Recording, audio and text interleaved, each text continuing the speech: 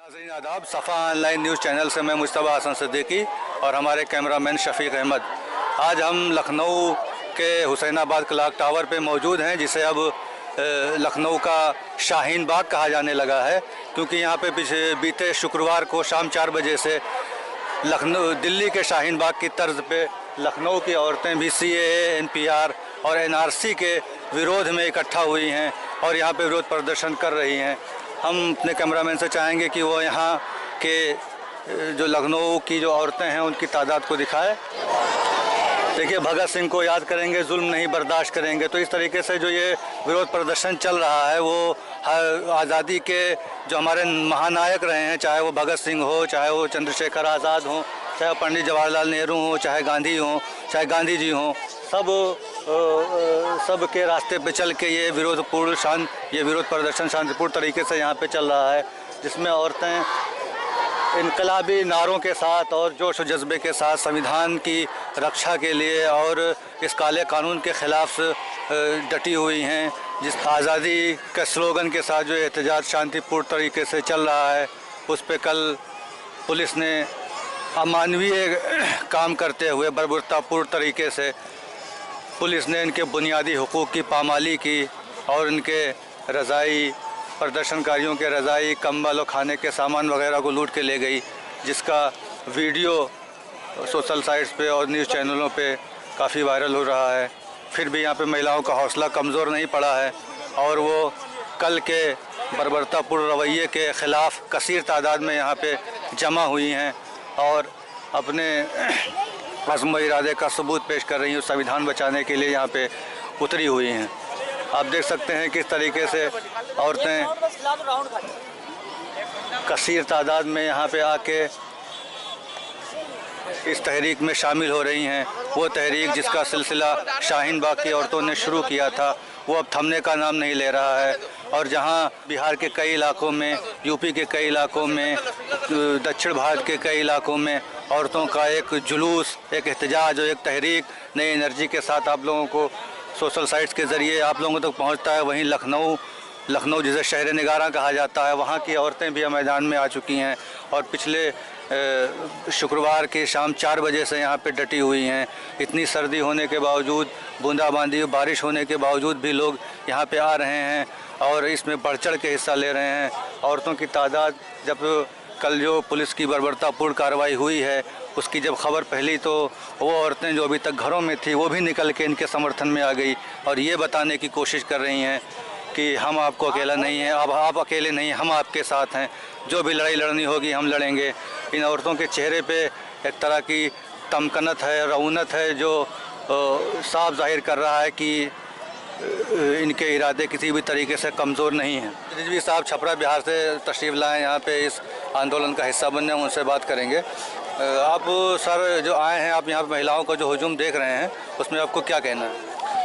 देखिए, सबसे बड़ी बात यह है कि हमारी ख़वातीन ने आगे बढ़ के और इस आंदोलन में हिस्सा लिया है और आगे से लीड करना शुरू किया है।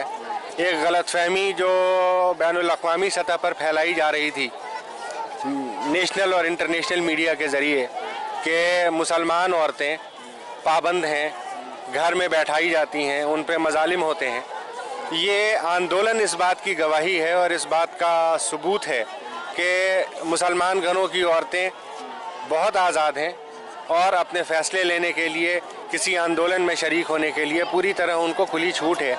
और वो इस तरह के आंदोलन में कि जहाँ इंसानी हुकूक़ की बात हो रही है, अपना परचम बुलंद करने की सलाहियत भी रखती हैं, उनको आज़ादी भी है और वो ऐसा कर भी रही।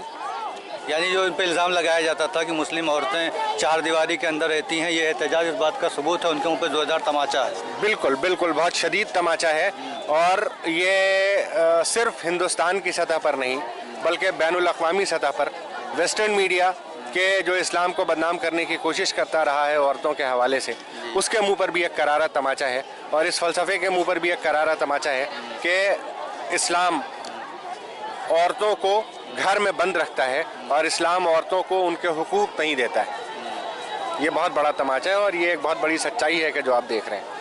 जैसा कि मेन स्ट्रीम मीडिया के ज़रिए बार बार जो, अगर इसकी पहली बात तो कवरेज नहीं होती है, फिर जो कवरेज होती है उसमें ये दिखाया जाता है कि मुस्लिम महिलाएं, ये मुस्लिम महिलाएं शब्द का यूज़ करके वो इस आंदोलन को एक धर्म विशेष तक सीमित करना चाहती हैं। लेकिन जब हम यहाँ आए हैं, आप भी आके यहाँ देखें तो यहाँ पर मुख्तलिफ मज़ाहिब की औरतें यहाँ पे जमा हैं। इस बारे में आप क्या कहना चाहते हैं? जो मेन स्ट्रीम मीडिया का प्रोपेगेंडा, इसके बारे में आपका क्या ख्याल है? देखिए, मेन स्ट्रीम मीडिया बिका और बहुत दिन हो गए बिके हुए, उसको बहुत अच्छी कीमत पे बिका, इसमें कोई शक नहीं। मेन स्ट्रीम मीडिया ने जिस तरह से पेंट करने की कोशिश की इस पूरे आंदोलन को, उसका बहुत करारा जवाब दिया है सोशल मीडिया ने।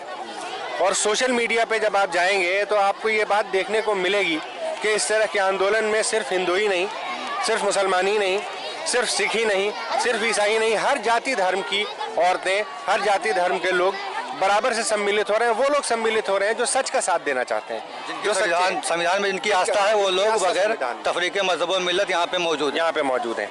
और इस बात को जो मेन स्ट्रीम मीडिया है वो नहीं दिखाएगा, क्योंकि मेन स्ट्रीम मीडिया की ख्वाहिश ये है और उसकी कोशिश ये है कि जो तत्कालीन सरकार है, जो मनुवादी सरकार है, जो इंसानों को इस बेसिस पर बांटने की कोशिश करती है कि वो किस फैमिली में पैदा हुए हैं, वो ऊंच नीच और भेदभाव करना जानती है और करना चाहती है, और वैसे ही व्यवस्था भारत में लाना चाहती है।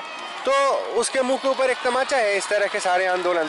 और ये आंदोलन ये इस बात को बता रहे हैं कि एक बहुत छोटा तबका देश का ऐसा है कि जो मनुवाद के साथ है।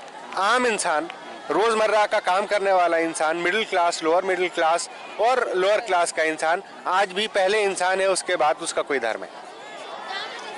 नज़्म है, हम खून नहीं बहने देंगे, हम देश नहीं बंटने देंगे। हम खून नहीं बहने देंगे, हम देश नहीं बंटने देंगे। क्या वोटबंदी और जीएसटी, क्या गिरती सेहत रुपये की, खेतों में मौत किसानों की, धनपतियों की कर्जा माफ़ी, कुछ गिने चुने संसाधन, कुछ गिने चुनों को संसाधन, मरते बाकी सब व्यापारी। बस बहुत सहा जनता ने, अब ये काम नहीं करने देंगे, हम खून नहीं बहने देंगे, हम देश नहीं बंटने देंगे। तुम लोगों को बहकाओगे, हम लोगों को समझाएंगे। तुम लोगों को बहकाओगे, हम लोगों को समझाएंगे। नफरत की आग लगाओगे, हम प्रेम का मेह बरसाएंगे। गंदे कानून बनाओगे, हम संविधान ले आएंगे। हम फांसीवादी ये चाले भारत में नहीं चलने देंगे, हम खून नहीं बहने देंगे, हम देश नहीं बंटने देंगे। आज़ाद और गांधी वाले हम, सावरकर के अनुयायी तुम। हम सच पर डटने वाले हैं और बात बदलने वाले तुम। हम भीम सरी के पढ़े लिखे और चाय बेचने वाले तुम। हम भीम सरीखे पढ़े लिखे और चाय बेचने वाले तुम जैसों को आईन में हम बदलाव नहीं करने देंगे, हम खून नहीं बहने देंगे, हम देश नहीं बंटने देंगे। क्या तड़ी पार ने सोचा है हिंदुत्व कौन सा लाएगा? सब ग्रंथ प्यार सिखलाते हैं, क्या नए ग्रंथ लिखवाएगा? सब ग्रंथ प्यार सिखलाते हैं, क्या नए ग्रंथ लिखवाएगा? या मनुस्मृति के बल पर ये आपस में लड़वाएगा? हम प्यार के ऊंचे नारों से सहभाग नहीं खोने देंगे, हम खून नहीं बहने देंगे, हम देश नहीं बंटने देंगे। बहुत बहुत धन्यवाद। जिस तरीके से यहाँ पे जो बातें निकल के आई, उससे यही है कि इस हिंसावादी और अहिंसक सरकार जो जिसकी नीति दमन पूर्ण रही है, उसका मुकाबला सिर्फ गांधीवादी नज़रिए से ही किया जा सकता है। संविधान के रक्षा के लिए गांधीवादी तरीका ही अपनाना होगा। इसलिए यहाँ पे लोग इकट्ठा हुए हैं और अपनी अपनी बातों को रख रहे हैं। मैं कैमरामैन शफीक अहमद के साथ मुस्तफा हसन सिद्दीकी।